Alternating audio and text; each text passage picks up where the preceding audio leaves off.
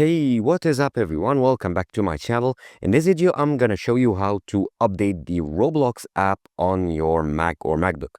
Now, as you can see, I have the Roblox app opened on my MacBook. I'm not signed into my account, but that doesn't change anything.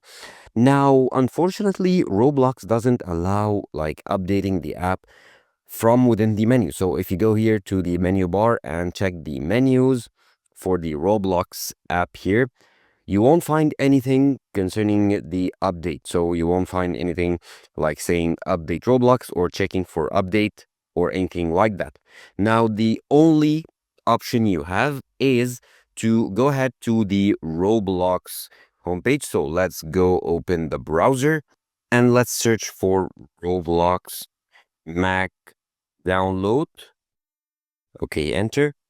And then click on this link right here, download Roblox. And then you want to click here on this button saying download Mac app.